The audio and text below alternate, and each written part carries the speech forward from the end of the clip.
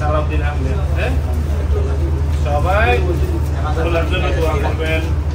সকাল থেকে কক্সবাজার জেলা ছাত্র দলের উদ্যোগে দিনব্যাপী কর্মসূচির অংশ হিসেবে এখন রোজাদার ব্যক্তিদের মাঝে ইফতার বিতরণ করছি।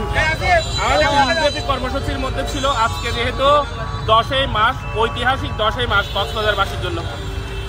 2015 সালের 10ই মার্চ এই জনপথের অহংকার সাবেক মন্ত্রী, জাতীয় স্থায়ী কমিটির অন্যতম সদস্য জননেতা সালাউদ্দিন আহমেদকে খুন করা হয়েছিল।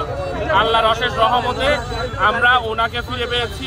সেই জন্য প্রত্যেক বছরের ন্যায় গুম দিবস পালন করি। আমরা আজ 10ই মার্চ গুম দিবস পালন করছি।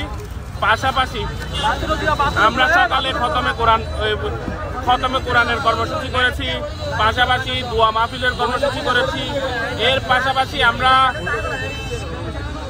পবিত্র কোরআন শরীফ বিতরণ করেছি, এতিমখানায় মাদ্রাসায় শিক্ষা সামগ্রী বিতরণ করেছি।